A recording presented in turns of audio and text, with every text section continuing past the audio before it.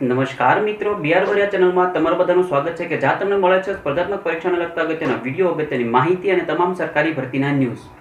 તો મિત્રો, ટાટ 1 નું રિઝલ્ટ ક્યારે આવશે એ તો ન્યૂઝ હજી સુધી મળ્યા નથી, પણ હાલથી છે એટલે કે આ વિડીયોથી આપણે છે ટાટ 1 ભરતીને રિલેટેડ જે કોઈ પણ પ્રશ્ન હશે, જે કોઈ પણ ક્વેશ્ચન હશે તેની રજૂઆત કરીને તમને વિડીયોમાં એની સમજૂતીઓ આપીશ. તો તેની શરૂઆત છે આપણે આજના વિડીયોથી કરવાના છે કે જેની અંદર છે તમારા ઘણા બધા ઉમેદવારો છે કે વિદ્યાર્થીઓ મને પર્સનલ કોમેન્ટ બી ઘણી વખત કરેલી છે કે સર એટીકેટી આવેલી હોય કોઈ બી સબ્જેક્ટની અંદર, એમની અંદર કે બીએની અંદર, તો એક એટીકેટી આવેલી હોય તો એના આધારે કઈ રીતે માર્ક્સની ગણતરી થાય છે અને ટોટલ કઈ રીતે કરવાનું અને એની ટકાવારી કઈ રીતે થાય છે એની મને માહિતી આપો.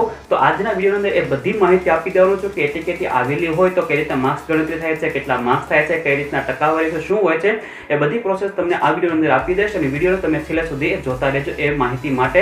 અને મિત્રો, જો તમે નવા આવેલા હોય ચેનલ ઉપર અને ચેનલ સારી લાગે તો ચેનલને સબસ્ક્રાઇબ કરી અને બેલ આઇકન જરૂર દબાવી દેજો. તો ચાલો શરૂ કરીએ આજના વિડીયોની માહિતી.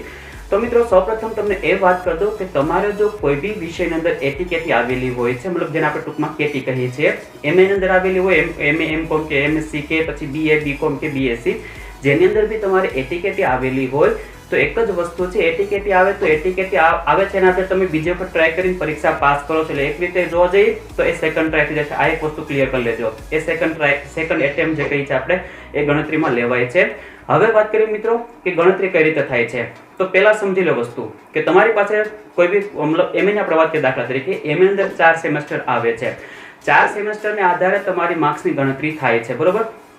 હવે સમજો 4 સેમેસ્ટરના છે ટોટલ કુલ ગુણ કહું છું, કુલ ગુણ છે 2000 છે, બરોબર. ટોટલ કુલ ગુણ 2000 થાય છે 4 સેમેસ્ટરના આધારે. હવે 4 સેમેસ્ટરના આધારે 2000 માંથી તમારે છે દાખલા તરીકે 900 માર્ક્સ આવ્યા છે કેટી સાથે. આ વસ્તુ પણ સમજી લેજો. આ 4 સેમેસ્ટરના આધારે તમારે 2000 માંથી 900 માર્ક્સ આવ્યા છે. એની અંદર તમારે પહેલા સેમેસ્ટરમાં કે બીજા સેમેસ્ટરમાં કે ત્રીજામાં કે ચોથામાં કોઈ બી એક સેમેસ્ટરની અંદર તમને કેટી આવેલી છે કોઈ બી વિષયમાં, એક વિષય કે બે વિષય કે ત્રણ વિષય, જેટલા વિષયમાં કેટી આવેલું એ માર્કશીટ તમારી પાસે આવેલી હશે. અને એના પછી તમે જ્યારે કેટી સોલ્વ કરો છો તો કેટી સોલ્વ કર્યા બાદ પાછી ફરીથી એક તમારી પાસે માર્કશીટ આવે છે, તમને બધાને ખબર છે. હવે તમારે કરવાનું છે શું, તો કે જે જૂની માર્કશીટ છે એટલે કે જે કેટી આવેલી હોય એ જે માર્કશીટ છે એ માર્ક્સ તો તમારે ગણવાના જ છે. દાખલા તરીકે 2000 છે તો 2000 માંથી તમારે 900 આવ્યા છે એને સાઈડમાં કરી નાખો. હવે તમારે શું કરવાનું છે તો કે તમે જ્યારે કેટી સોલ્વ કરો છો એના આધારે ફરી પાછી માર્કશીટ આવે છે, બરાબર. હવે તમે કેટી જેટલા માર્ક્સ મતલબ જેટલા વિષય માટે સોલ્વ કરી છે એ માર્ક્સ તમારે પેલા જે 4 સેમેસ્ટરની માર્કશીટ છે એના કુલ ગુણની અંદર અને આવેલા ગુણની અંદર એક ગુણ પણ તમારે ઉમેરવાના રહે છે. મતલબ કે જ્યારે તમે સેકન્ડ ટ્રાય મતલબ કેટી સોલ્વ કરવા માટે જ્યારે એક્ઝામ આપો છો ને કેટી સોલ્વ કરી નાખો છો એક જ વિષય માટે, સમજી લો, બરાબર. તો એક વિષય એટલે 100 માર્ક્સની પરીક્ષા હોય તો 100 માર્ક્સ તમારે 2000 માં ઉમેરવાના. 2000 ના થઈ જશે 2100 માર્ક્સ અને 2000 માંથી તમારે 900 આવ્યા હતા તો હવે જે બીજી વખત પરીક્ષા આપી 100 માર્ક્સની તો એ 100 માર્ક્સ માંથી તમારે 40 આવ્યા છે તો તમારું 2100 માંથી ટોટલ થશે 940. આ વસ્તુ સમજજો. પહેલા 900 માર્ક્સ આવેલા હતા, બીજી ટ્રાય આપી જ્યારે તમે ત્યારે 40 માર્ક્સ આવ્યા, બરોબર. તો 900 + 40 940 માર્ક્સ થયા. ટોટલ કુલ ગુણ થયા 2100.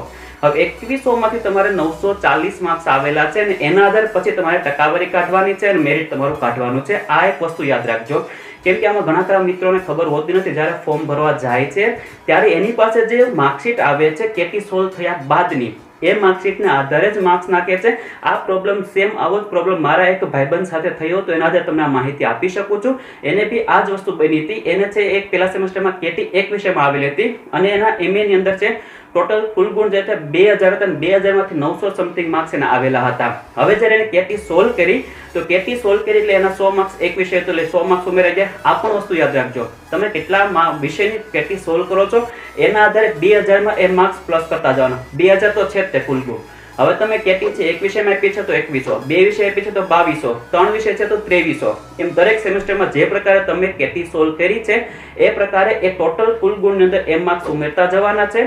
અને સાથોસાથ જે આવેલા કુલ ગુણ છે એ તો જે શરૂઆતમાં 2000 માં મેં તમને કીધું 2000 માંથી 900 આવેલા છે એનામાં તમારે માર્ક્સ ઉમેરતા જવાના છે. જેમ જેમ તમે કેટી સોલ્વ કરો છો એ જે માર્ક્સ આવે છે એ માર્ક્સ તમારે એ જે આવેલા કુલ ગુણ છે 900 એની અંદર એ તમારે એડ કરતા જવાના છે. જેટલી કેટી તમારે આવેલી છે, પછી એક હોય છે, બે હોય છે કે ત્રણ હોય છે, જેટલી પણ કેટી હોય છે આ પ્રકારે જ ગણતરી થાય છે, કેમ કે સેમ આવી જ પ્રોસેસ મારા ભાઈબંધને થઈ હતી જ્યારે એને ટાટ 1 નું ભરતી માટે ફોર્મ ભરે સેકન્ડરીની, અને જ્યારે ડોક્યુમેન્ટ વેરિફિકેશન માટે ગયા હતા તો એ સમયે એ લોકોએ સુધારો કરીને છે 3 પોઈન્ટનો ફરક પડી ગયો હતો. 52 પોઈન્ટ સમથિંગ મતલબ 55 પોઈન્ટ સમથિંગ એનું મેરિટ થતું હતું, એમાં 3 પોઈન્ટનો ઘટાડો થયો હતો. કેમ તો કે કેટીના સોલ્વ થયેલા માર્ક્સ એને એડ નહોતા કરેલા, એને જૂની માર્કશીટ પ્રમાણે જ એડ કરેલા હતા.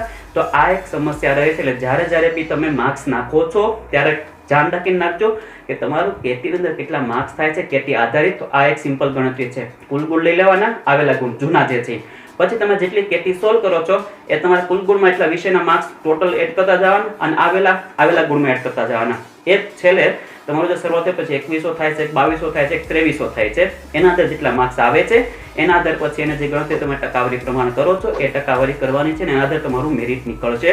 તો બસ મિત્રો આ રીતે જ તમે છે તમારી કેટીમાં આવેલા માર્ક્સને છે મતલબ ફોર્મ ભરતી વખતે કે કઈ બી રીતે તમે એ સુધારો વધારો કરીને તમે એડ કરી શકો છો.